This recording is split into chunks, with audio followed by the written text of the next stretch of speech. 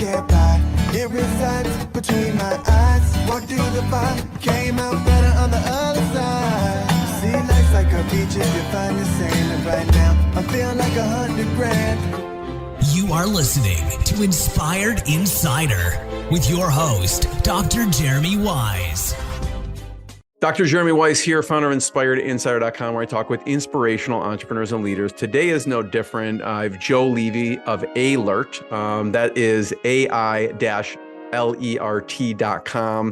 Joe, before I formally introduce you, I always like to point out other episodes people should check out of the podcast. Since this is part of the top leader series, the top Israeli leader series, some of the other ones in that realm, I had Moise Navon of Mobileye, one of the founding engineers there. Yuri Adoni was in Jerusalem Venture Partners for many years. Yossi Vardi, John Medved, Bring. I know you know people over at Bring, Joe, and many more. Moise Navon actually told the story of Mobileye. And, you know, if you don't know the story of Mobileye, they were acquired by Intel for $15.3 billion. But what struck me in the conversation was, the sacrifice. At one point, he had to go back to his wife and kids and tell them, listen, we are pulling you out of all extracurricular activities. There's no more eating out because there's ups and downs with startups. And it's not always up. And we don't always see the challenges behind the scenes. So it was just amazing to hear Moise share the story. That and many more on InspiredInsider.com. And this episode is brought to you by Rise25. At Rise25, we help businesses give to and connect to their Dream 100 relationships. How do we do that? We actually help you run your podcast. We're an easy button for a company to launch and run a podcast. We do strategy, accountability, and the full execution. Joe, we call ourselves the magic elves that run in the background to make sure it looks easy for the host and the company. For me, the number one thing in my life is relationships. I'm always looking at ways to give to my best relationships. And I found no better way over the past decade to profile the people and company I most admire on this planet and share with the world what they're working on. So if you have questions, you can go to rise25.com to learn more, and you can email us at support@rise25.com. And without further ado, I'm excited to introduce Joe Levy. Talk about inspiring. This company will inspire you. It's inspired me. He went from being an Oscar nominee for motion picture editing to working at Apple as an image processing expert to helping make the first ever VR simulations for the military together with IBM Research. Now he has turned his talents to weapon detection. Thank God. Joe, you've done that. So AiLert, which is AI-LERT.com, is helping keep communities safer. How are they doing that? There's a rise in mass shootings, school shootings, wherever. It could be a jewelry store. It could be somewhere in the middle of town, and it can destroy lives, destroy communities. So what AiLert does is they help detect weapons using surveillance cameras and AI. They received a research grant from the European Research Council to deploy the latest AI technologies in order to detect weapons, even open spaces for smart cities. Joe, thanks for joining me. Thank you for having me. Really glad, thrilled to be here, Jeremy. Should I call you like Dr. Vice, Jeremy? You say it so nicely, but Jeremy is good.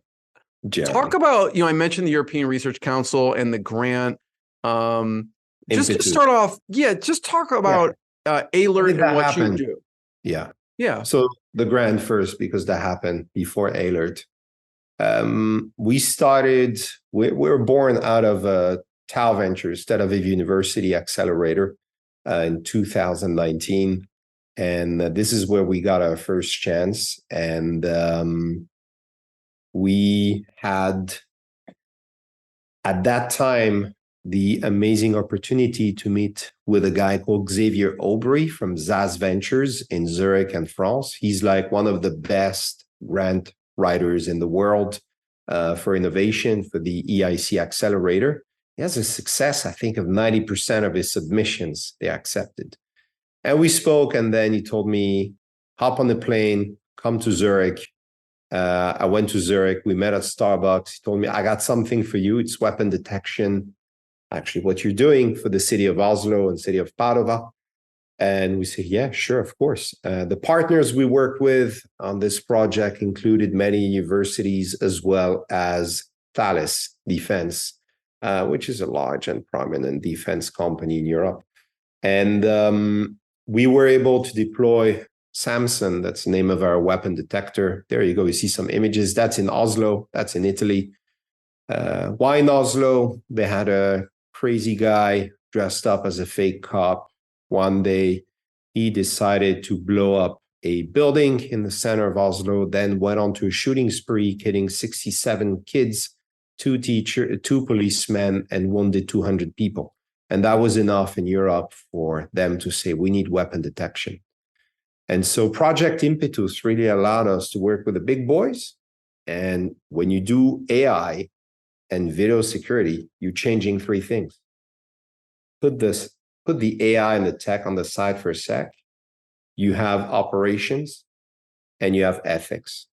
So on the operations side, it's the same thing. You know, if you got a guy working at an alarm center for, let's say, 20 years, right? And one day you got some AIs chiming in, the guy's going to be pretty scared and pissed. So this is what we learned with Impetus, like to really work with the cops. It challenges the job security for these people. Exactly. Well, they're afraid of losing their job, which is absolutely not that. They don't have the time to watch all of the streams of the security cameras. And so it allowed us really, they kind of deep fried us in what can I say, like the court of the big boys.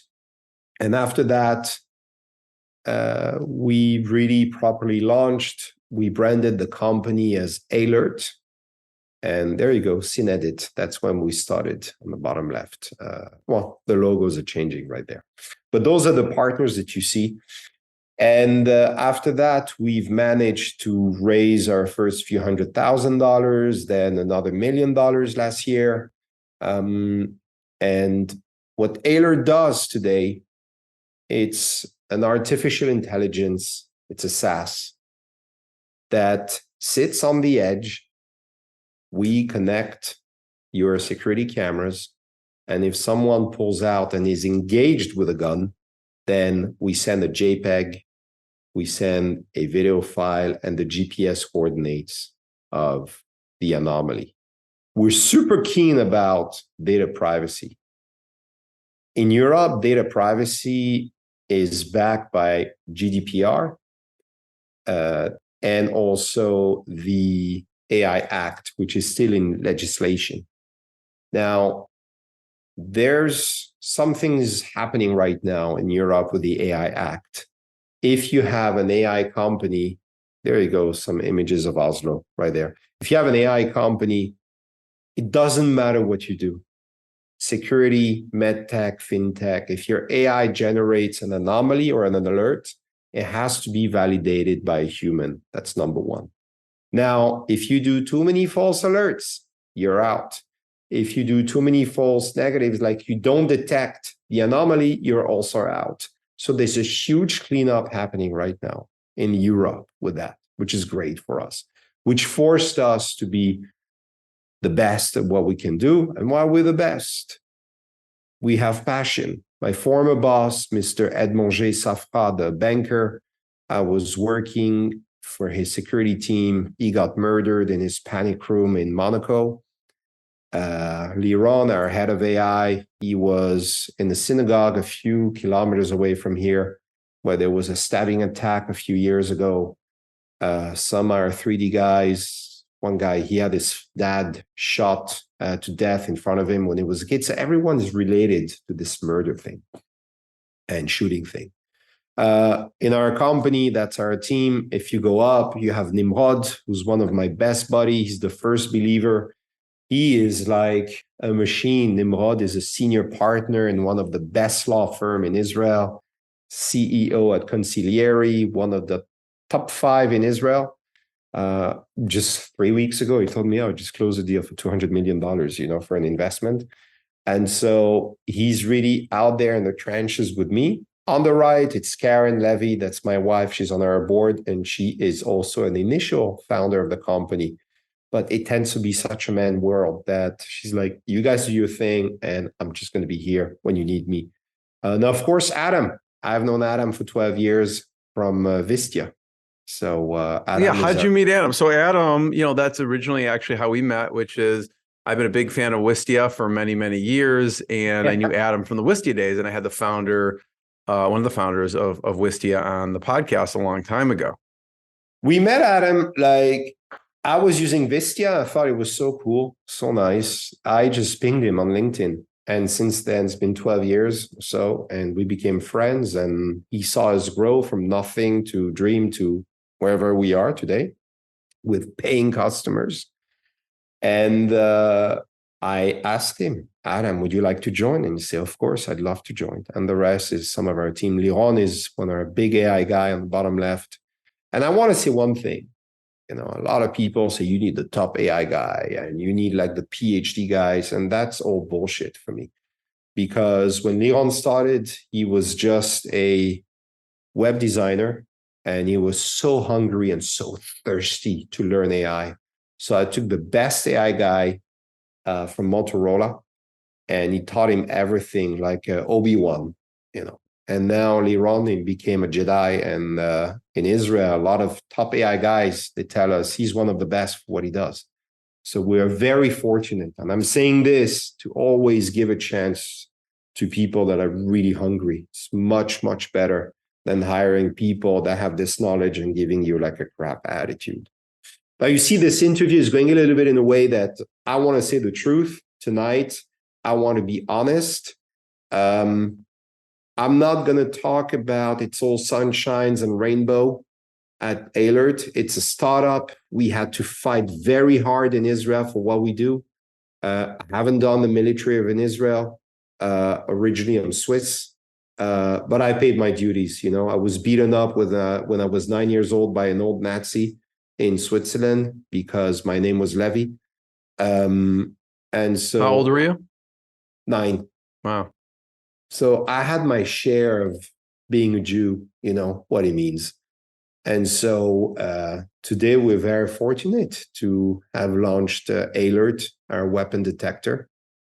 And this... Talk about some of the features, Joe, because you mentioned, you know, a couple things there I think are important to highlight, that it gives certain features. And, you know, I watched a couple of videos on your product and online. And if you look at the school shootings, you know, sometimes the law enforcement doesn't know what they're walking into, right? And so talk about some of the features of what's in AiLert that actually helps people.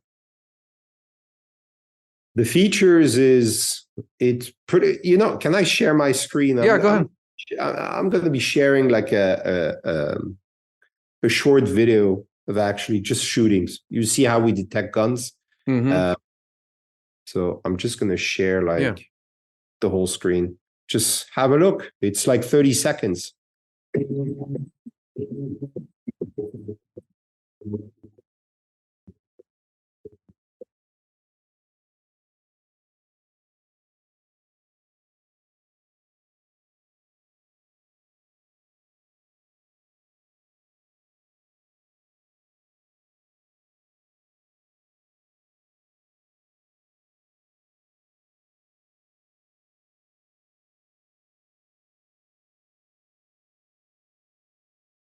So if I play just one or two things back right here, that's a gun being detected in a smart city. That's an amazing feature. You see, you get that. If you're part of the law enforcement team, you get a little clip like this that provides you the biometric data, what kind of weapon is carried, and who's being threatened, so that when you're called and you're being, as a responder, you're being deployed, if the guy has a little gun, you're like, you know, I'm going with my buddy, it's okay.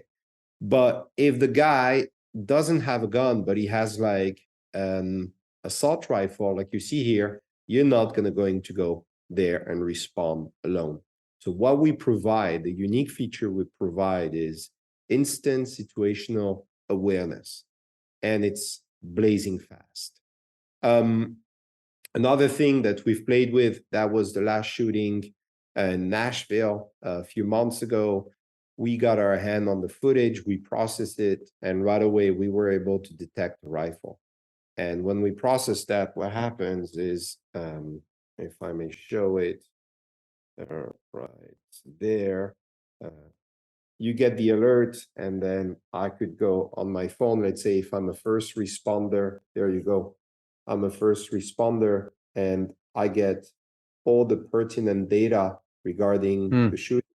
I get the GPS data. I get a JPEG, like right here. And the other very cool thing that we have, we provide our responders where it's happening using Google Street View. You even had the timer since the alert.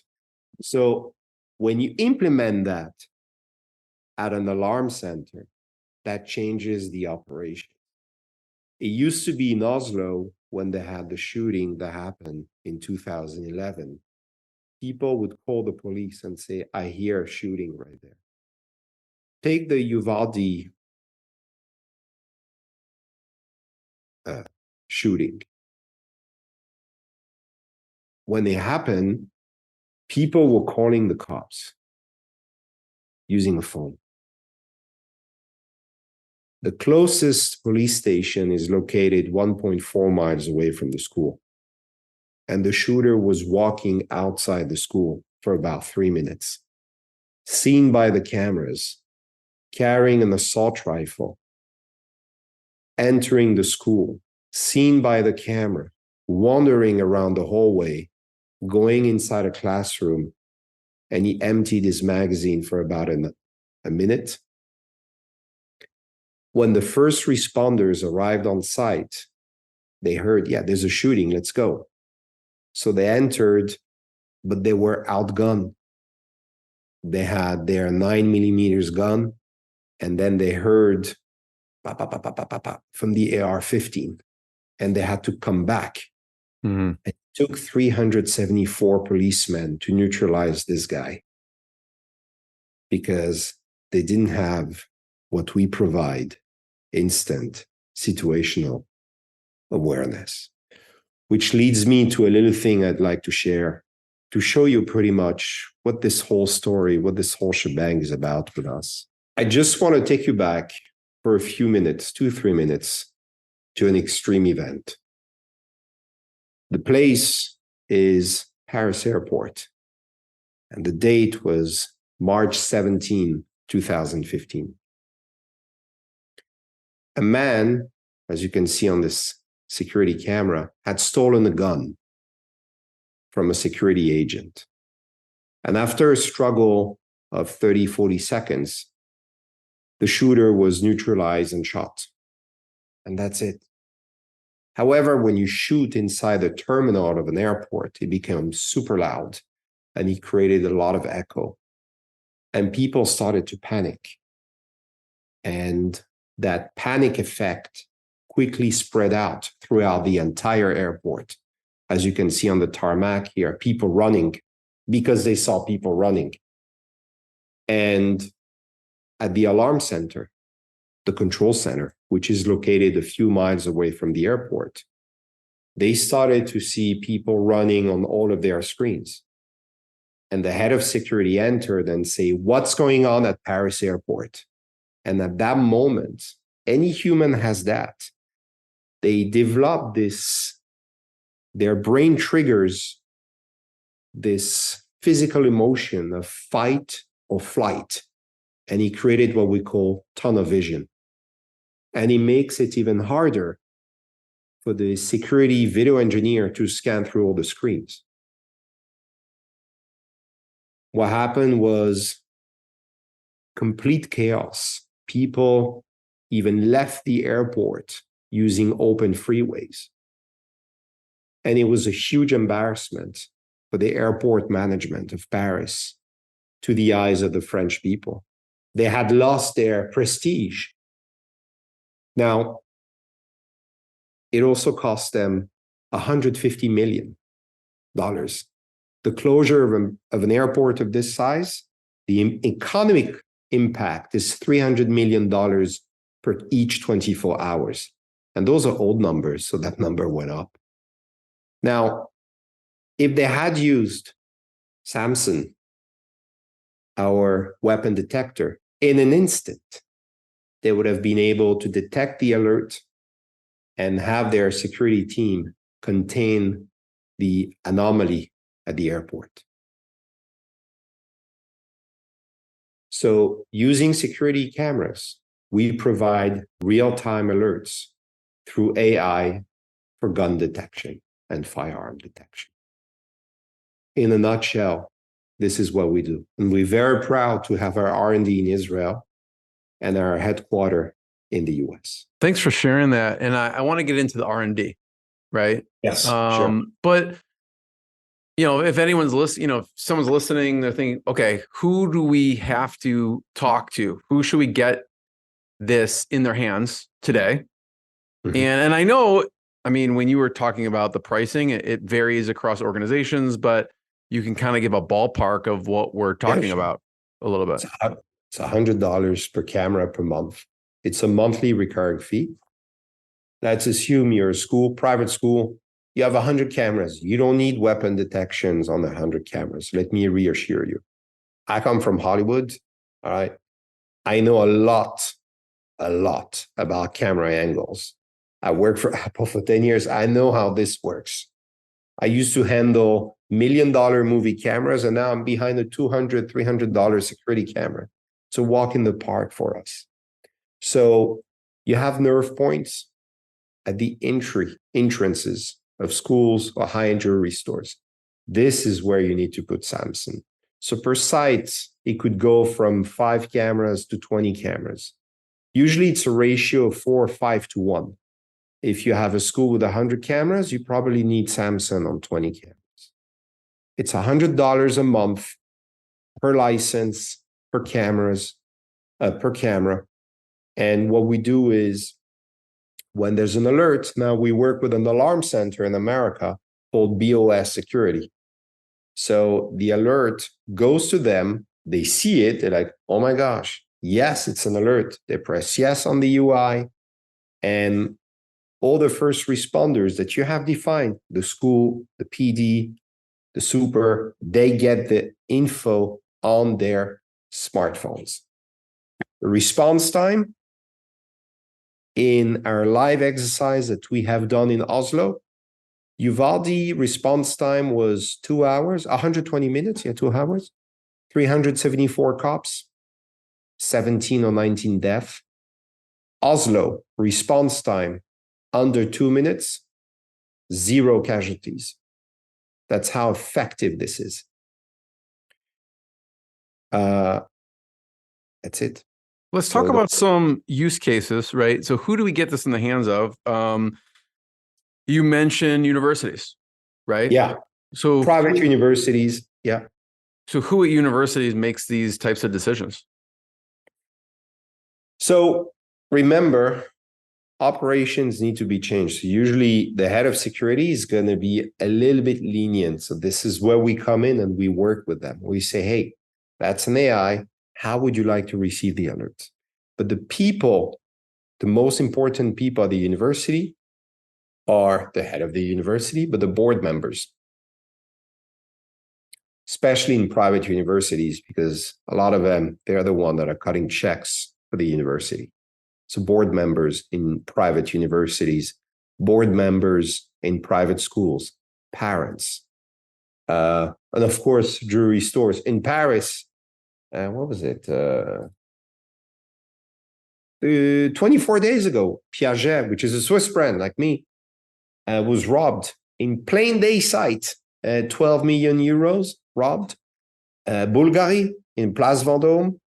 3 guys entered the store with Kalashnikov on a Saturday afternoon, and they robbed for 12 million euros. And 6 months before that, or a year before that, the same store was robbed again. And so the store managers in high-end jewelry stores, they want our product. Head of security wants it. It's a management. They're behaving like, oh, it's okay. Our insurance is paying back the 12 million euros. Don't worry. But what they didn't get until last year is right now, no one's going to shop at Bulgari in Paris or at Piaget in Paris, because the probability of being at Bulgari Paris on a Saturday afternoon and being involved in an armed robbery is 2.08%. I'm not putting my feet there. It's all about probability. You know, would you fly if you know that there's a 2% chance that the plane's going to crash? Probably not. Right? Yeah, it's not just about money. It's safety of people. The owners, store owners, shareholders, you know, like if you care about it, just those are the people that we need to be able to reach out. The Federation as well, the Jewish Federation. I love to accentuate those moments because I said I'm going to say the truth on that interview. You know, a SaaS is not always made a software company of sunshines and rainbows. You talk to the head of security at the Federation and he tells you, you got to talk to my FBI guy. Oh yeah? What are you going to do when you're going to have a shooting? You knew about the system. You know about it, Evan. You know about it, but you don't do anything. It's exactly the same reaction we had in Oslo at the beginning. It was very hard for them to move forward. We got paid. They were holding the data. And at a certain point, we told them, you know what? I'm done. You're the one that had 200 people wounded. You're the one that had 67 children shot to death. Now, if the press calls me, I will tell them that you know about our system. You received the offer and it was paid to be installed and you don't want to install it. It's on you. It's not on me. In Los Angeles last week on Shabbat, from Friday night till Saturday night, somewhere along that time frame, most kosher restaurants were burglared. Now, you're going to tell me if you have a high-end jewelry store in Los Angeles on that street or a private school, if you're going to disregard that, knowing in the last 18 months, there has been more than 2,000 shootings in schools, US schools. I'm not talking about mass shootings. I'm talking about school shootings, someone putting out a gun. So the responsibility is not on me. The responsibility is on the parents to put pressure on the teachers. Now, we have all those maps, interactive maps on our website. If you click, let's say, If you're by the way, if you're listening to the audio, there is a video screen share where we're showing on their site, AiLert, AI-lert.com. You can see they have mass shooting. Click on Italy. Click on the Italian map. That's an exciting one. That one, because you can see the map of Italy. There are so many. Yeah, there you go. The shootings that happen in Italy, they're defining the Italian map. On our shooting maps, what you don't want to see are the dark purple dots. That means like a shooting that involved at least a death and at least a wounded person. The blue ones are just, there were no, a gun was pulled out, but no wounded, nothing. So you can wonder. And then when you click on it, you can actually see the link. Yeah. See the source. You see the source of the shooting. Wow, that's crazy. So data just speaks, you know, it just speaks. So to who do we have to reach for? You know, if you want to be safe, if you have a jewelry store, if you're leading a school, those are the people that we're trying to reach out. Those are the school shootings in the US since for the last 18 months, you see. So it's like an insurance policy, you know. So what convinces someone like that, like Oslo? Is it just that the conversation to go, listen, let's just get this implemented, or what's holding them back? What's holding them back? It was at first, it was not knowing each other. So we learned with them, let's change the operation. That was a fantastic experience. With our customers in Greece, the security company was like, let's get the product. We have a client that had a massive robbery in their store. Okay, so they told the brand, we'll disclose. The brand was like, no, we don't need it. Until a second robbery happened again in their store. And then they're like, you know what? I think we need it. Not only because we going to alert the cops in real time. No. They want it because their employees, they feel safe.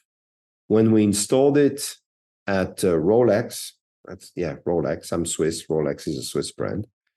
When we installed it at the Rolex store, the employee came to me, the security agent, and he hugged me.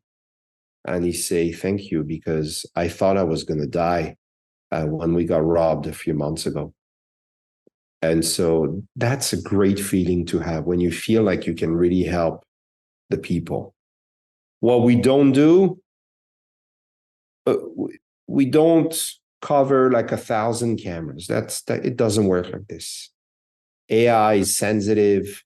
If you deploy AI on a certain site, you need computing power. That's the problem. That's the thing. So we're very fortunate to have wonderful partners in America and Switzerland. Our investors, I need to name like Constantine, Pierre B, Vito. Those guys are the cores that invested. Also, Philippe Boisy, co-founder at Deal and owner of the fund Sarona VC. He's the guy that made it happen together with Shani Tut, who's CEO at Sarona VC, and my first advisory board member of an Oz, who raised, I think, 60 or 70 million in the last 2 years for Common Ground AI. So you see, it's a small family. And I want to talk a little bit about SaaS, running a software company. People think it's amazing. It's not. Today was a day where, what can I say? We pushed new UI, everything works. That was great. And our AI is just a fantastic guy. But one of our employees just fucked up graciously, but really graciously. And I really got pissed. I was having lunch in Tel Aviv. I got the message. I couldn't finish my plate. Our CTO was pulling his hair, wanted to just crucify the guy. Then they increase our rent to almost 20,000 shekels where we are. So we decided to go, actually, it's over there. And we're going to pay half the price for a better space. And so running a company is not easy. It's hard. And you always have to deal with, there's always like someone that will be jealous, someone that will try to put you down. And we're not like that. And we take deals, we take good deals. And I live by two mottos. How I built this company, one of them that helped me a lot was Simon Sinek, about your why and explain why you do it, why you do something. And also what helped me a lot was also when you have big decisions to take. It was like the Rock when he gave his speech to the Los Angeles Lakers. He said, when you have big decisions, when someone's putting in front of you checks for a few $100,000 and the terms might not be the best, just remember where you were 5 years ago, and take the deal. It's true, when I launched the company, I ran out of cash. I ran out of food. I had kids. The school of my kids, they started to give us food. Friends started to help. So I really know what it means when friends and family kick in. This is what it means. Friends and family. They're not going to cut you checks. They'll be there for you. And then Nimrod Vromen, I was going to leave Israel one day because I said, that's it. I can't. I don't have money. I don't have nothing. And he told me, no, you go to the bank, you get a loan, and you bring me the paperwork. So you see, when you have those people surrounding yourself so that you can start to succeed, you're unstoppable. We might not have $10 million for marketing, but I'm very good at filmmaking. So when we started to do a little TikTok videos, I do them before I go to bed, I do some stuff. We post online. We use a lot of generative AI. to post, because on LinkedIn it was super hard. Find a photo of kids with a security guard in the school, impossible. And then get copyrights and this.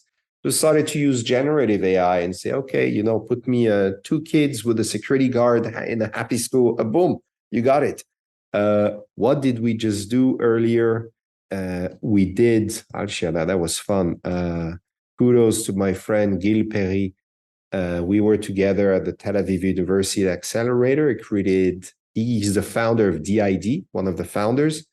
They do generative AI, and we use their tool a lot for our marketing, for SaaS, for what we do. So today we're using all the tools we can in order to promote our company. Look, I'm going to share my screen again. This is going to be something crazy that probably not a lot of founders are trying to show. This is the DID studio, what we use. And for instance, we had to do an explainer video for our distributor in Mexico. So then you will see me here speaking Mexican with our instructions. Es un sistema de inteligencia artificial que detecta armas de fuego usando cámara. Yeah, or you can hear me in French, right? It's going to come up right here. Samson est une intelligence artificielle qui détecte les armes. We have it in Greek, and using generative AI, what we've done today was this. I think it's hilarious. I am Samson, the artificial intelligence that detects weapons. So then we took this, we posted it on LinkedIn. I mean, we're trying to catch a vibe because we're into AI. So why not promoting your company with AI content? Why not serve this wave?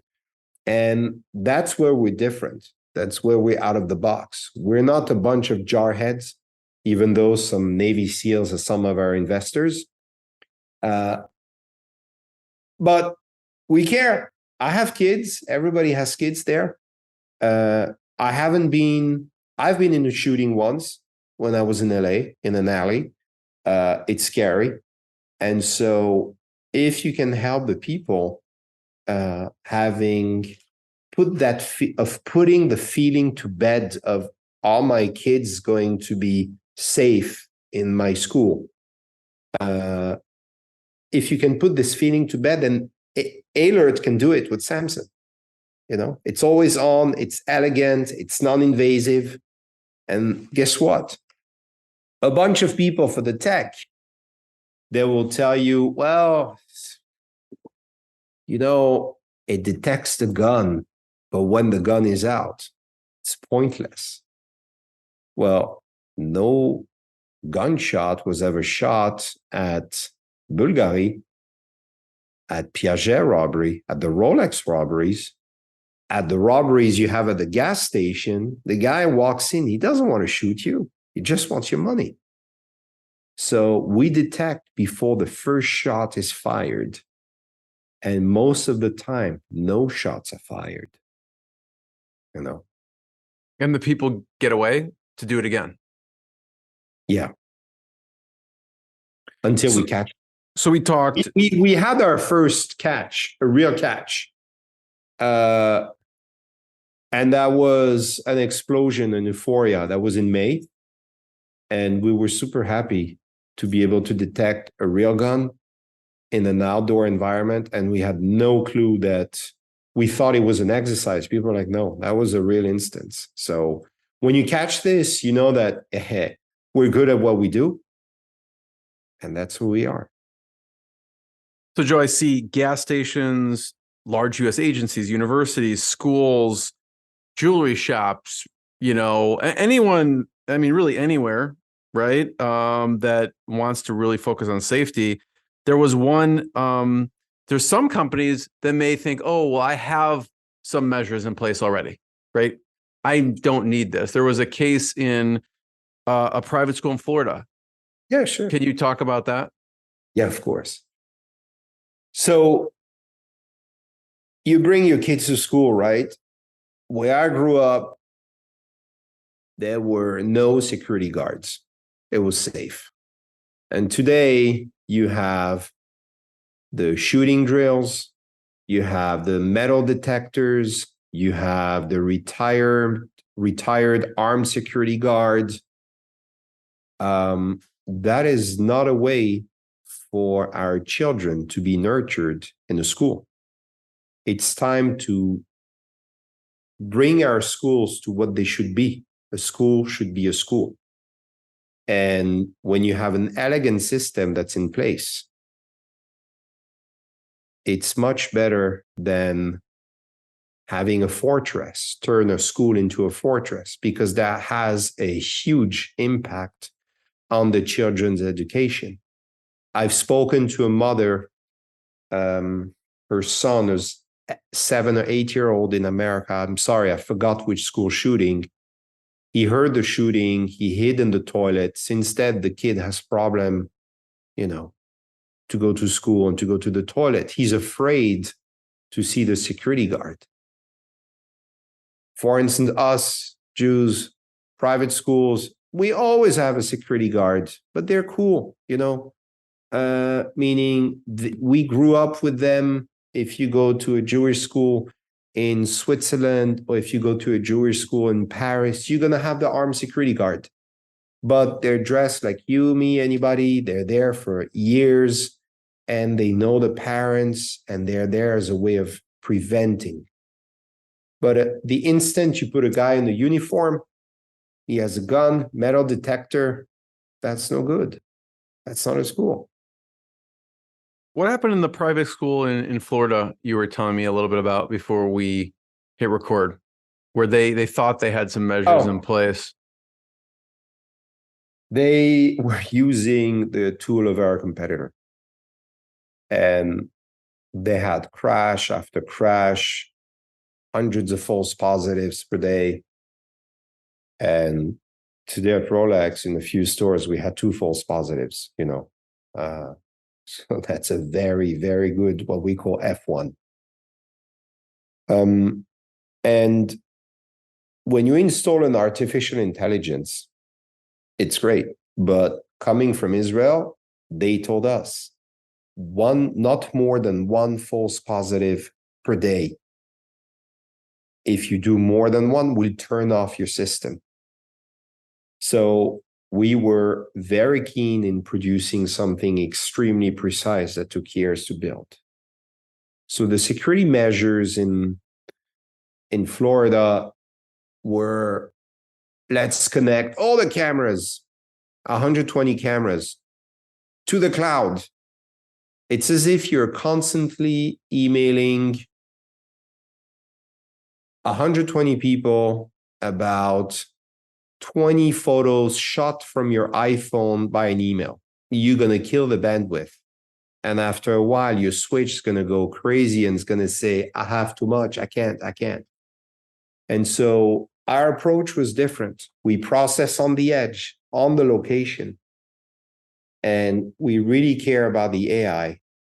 And the way we train it is somewhere unique. I come from Hollywood with an Oscar nomination, so I know a lot more about image processing than someone that woke up a morning who might be very good with weapons. I agree, Navy SEAL, but he doesn't know a lot in image processing. And my years at Apple allowed me to extrapolate this expertise together with the knowledge of being able to work with parents and head of security and the board. So when you have when you have security measures and the system doesn't work, well, it sucks. And with us, with Rolex, the most exclusive brand in the world, they chose us because they wanted the highest quality possible. And we're making it at a cheaper price than our competitor. But right now, people have to start to wait. We have a few deployments coming up, and finally, we feel soon, by Q1, Q2 2024, we'll be able to break even. Talk about R&D lab. You were saying some weapons were held up that didn't get to you because people are wondering what you're doing in your company. Yeah. In Israel, and I'm staying in our lab actually. I turned off the lights so that it's cool. I wanted to show some guns, but they're somewhere else because the boys have been doing some tests. I call them the boys. It's the whole R&D team. And when you want to R&D a weapon detector, you need weapons. And in Israel, it's a very sensitive area because every 20 person or every 30 person, I don't remember what the ratio is where we are at here today, they carry guns. So you can't walk around and brandish a gun. Yet we had ordered some assault rifles for training purposes, and they've been held up at the Meches, at the customs. They wanted to know who's stupid enough to order that. But we wrote a letter. We said, this is for R&D purposes. We need those. When you have a lot of soldiers on the streets, I'm like, hey, come on, I'll give you $100. You come to our lab and we can use your gun. And they're like, nope. So, you got to be creative. And our R&D lab is also, we have a way, like, as a startup, it's very fun if you could buy like the latest AI server from NVIDIA. I would love to have one, a DGX, but it costs like $200,000. I can't take that cash and say, oh yeah, we're going to buy that. So what we did is all the machines we have in our office, we build them ourselves, all of them.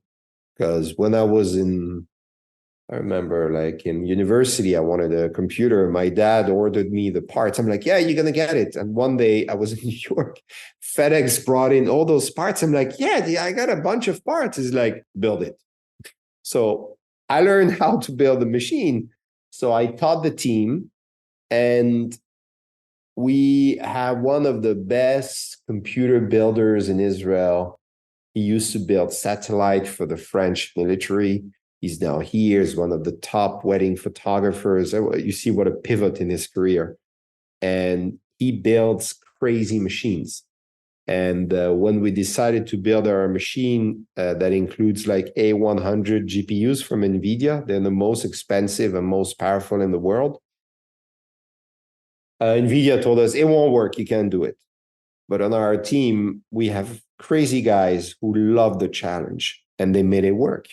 We even have a guy that came in. He's an air conditioner expert for industrial areas. And so he built a mini AC for one of our servers. And the temperature that we have in our machines are actually lower than the ones that NVIDIA is selling. So we told NVIDIA about it. And they're like, cool, buy one from us. Yeah. We're like, well, it's coming. We'll exchange. You give me one of yours, we give you one of ours. We'll give you the air conditioning unit. You give us the unit. That'd be fun. So talk about the R&D process. So you have the gun. What happens? The R&D process, like in making the AI or in testing the AI? Testing. Yeah, testing the AI. Okay. So let's say you're making the AI is way above my pay grade. So I figure we'll go with testing the AI. The way we work is like this. This is when we learned it the administrative way with the European Commission, something that I learned a lot from Mr. Joe Gorman. Hi, Joe. You have to plan ahead. And when you implement AI systems, what you have to do is anybody can go to a school and say, yeah, I've installed the system. No, what we do, we install the system. We make sure the alarms will go to the right people, to the relevant people. And after that, we do a drill where we sit down with law enforcement, head of security, and then we tell them that's what we've done in this school. That's what we've done with this law enforcement agency. What do you think? Once this is done, we do what we call a live exercise where we have a set date. People pull out guns and assault rifles, and then they see it working. And then we ask them, are you happy? And they're like, yes. And then we sign off. That's how we work. It's amazing. I just, it's really remarkable, Joe, because there's so many use cases for this. Like, and I want to talk about the VR piece. Like, you have a VR background, and there's, I know I'd love for you to talk about how VR has influenced this piece. But like, I don't know. I just think of Ring doorbell, right? Like, of course, Ring doorbell bought a license and allowed every single Ring camera weapon detection all over the US. Like, now it becomes in every household, even, right? I mean, I don't know. Like, I'm curious, what do you see? I know right now this is what you're deploying, but what do you see as just a much bigger opportunity? Like, even on the phone, like, people have it on their phone, they have an app, they pay whatever, $1 a month, and they have it. They could go into and just hold it up. Like, it's frightening. Like, I was telling you before we record, like, a mass shooting happened in my hometown, right? Yeah. You think every time you go into a public place now, even before, because we've heard all these things, but when it hits you at home, it's like, would I hold up my phone in every single place that I'm at to see what's going on? So I'm curious, what do you see as, what's the bigger opportunity? I mean, now there's just big things. Right now, we're using the edge.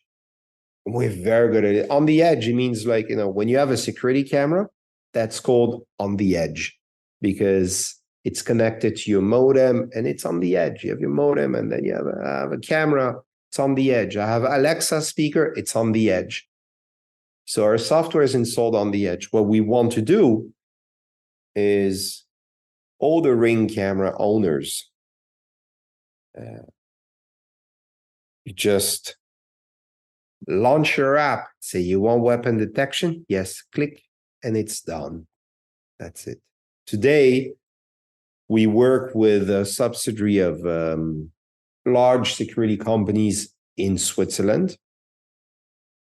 And still, for them, AI, they want the alarms to go directly to the police. And you tell them, that's illegal, buddy. The AI Act prevents you from doing this. They're like, why? So, okay, let's go. You know what? Let's change the parameters a little bit. Let's pivot the thing. Let's go. Let's say you go to the hospital and you have an X-ray and an AI says, I think there's a beginning of a cancer there. Boom, chemotherapy. Would you want that? It's like, no, I want a doctor to check it. I'm like, exactly. That's the same point. You want a human to check it. So, coming back to the US and the big picture, there's soon going to be more cameras than people in America. 10 times more cameras than you have cell phones in a household. No one can watch all those feeds. And you're going to have AIs that detect dogs, cats, facial recognition, absolutely not. That's highly illegal unless it's in an airport or it's really needed. You're going to have a bunch of different algorithms. But guess what? It is against the law to analyze people's behavior. It's an infringement to their data privacy. It is against the law to scan the people. It's against. Like, if you put metal detectors not in a school, but in your store, it's against the law. The only very smart guy that went around it, he's a shoe designer, Christian Louboutin. You know, those black shoes with the red sole that top models like to wear. They're €1,000 a shoe. If you buy fashion, I will not. You ask me about fashion, I will have no idea. Okay. So, but yeah, so even from like Jensen Huang, the CEO of NVIDIA, he wears Christian Louboutin shoes. It has all the spikes. If he walks tomorrow at Christian Louboutin in Abu Dhabi, they will know exactly what shoe size he's wearing and what are the shoes that he bought. Because on the bottom of the shoe Louboutin, you have an RFID that is being scanned at the entrance of every Christian Louboutin store. And even the customers, they love it because at least they know what I'm wearing, what I liked, and they're not going to bother me what shoe size you're wearing.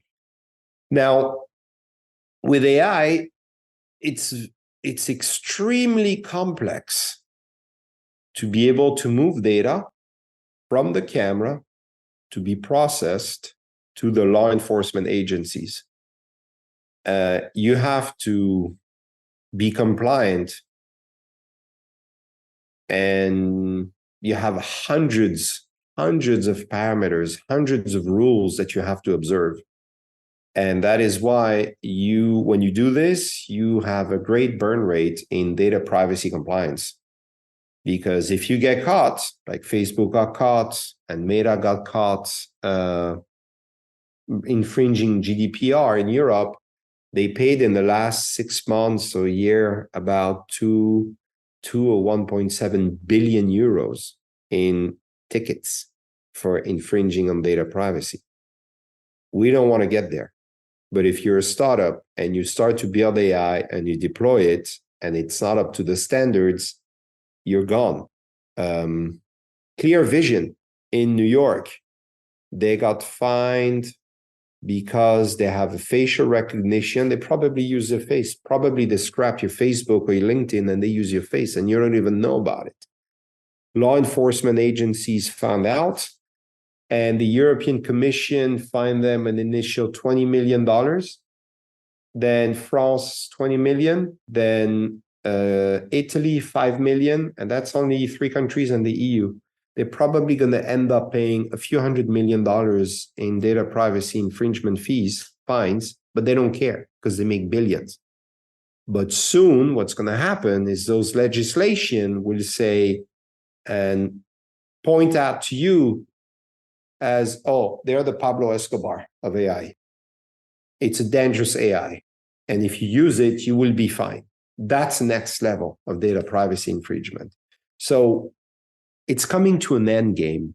If you don't comply to the rules, even if you make a lot of money, they're going to get at you. They're going to get to you, compliances. And we struggled a lot to make it happen. That's what the European Commission told us. We want to implement AI, gun detection. We want you to analyze the people in public spaces, and we want you to make it compliant to the strictest data privacy laws. And I learned that after we got into the project, and I was like, okay, how can we do that? And they're like, we don't know. That's why we hired you. And so it got a bunch of, we had to be very creative, and my background in filmmaking helped a lot, and thinking out of the box as well. So when you buy AiLert, you're not buying just an AI. You're buying brain power from a lot of people that put a lot of sweat into it for years and years, and it just works. Joe, I have one last question.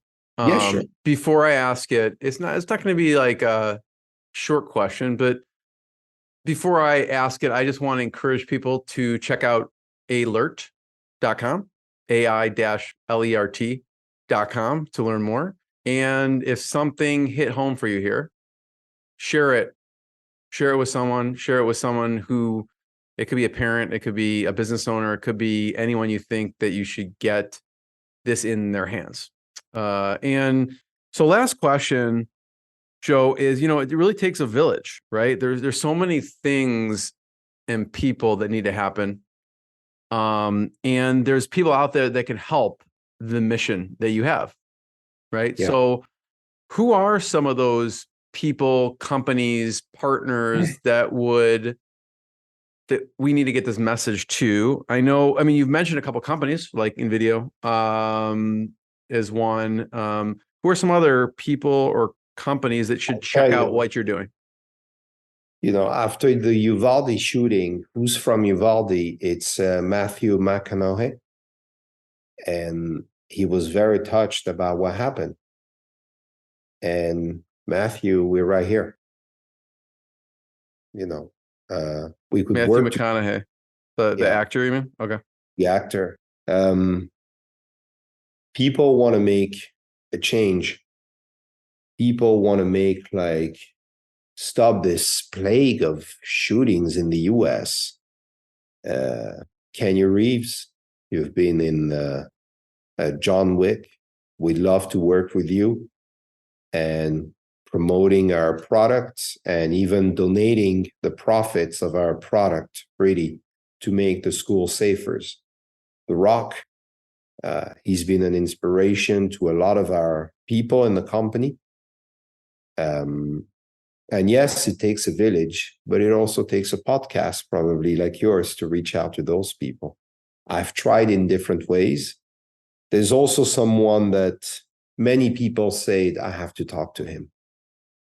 Palmer Luckey, the inventor of the Oculus Rift and founder at Unreal Technologies, would love what we do. We need your help, guys. We need your help to make our communities and our schools safer. This is what we need. And when you hear founders saying, I'm ready to split the costs, I'm ready to donate this to schools who need it in Uvalde, I'm still astonished that we haven't heard of any weapon detection system installed in all those counties. The time is now. It's not when your children will be shot to death. And that's the plain reality. I'm sorry, it's horrible to speak like this, and the more people are getting broke, the worse the recession is going to get, the more people will go and rob stores for food, for anything. And we all want to feel safe, knowing that something is actually looking at those cameras and alerting law enforcement in case of a weapon being detected. A firearm, because we don't do knives. Okay. Joe, I'm going to be the first one to thank you. Check out AI-LERT.com. Is there anything else, any other places we should point people online to check out more, or anything else that we haven't talked about? There's a phone number on the website where it says call. If you click, it rings at our CRO's office. Adam will pick up. You can also connect with us on our website. There's a support tab where a few guys we're getting right away using Zendesk your queries, and our LinkedIn page as well. We're not on Facebook. We're on Instagram, and we're also using TikTok for some promotional videos that are crazy. But this is where you should reach that. On our website, click the Call Now button or the support page, or on our LinkedIn page. Just type in AiLert in LinkedIn, AiLERT in LinkedIn, and you'll see us. I want to be the first one to thank you. Thanks for everything you do. Check out their website, and we'll see everyone next time. Thanks, Joe. Thank you very much. Thank you. Take care. What I got, you can't buy.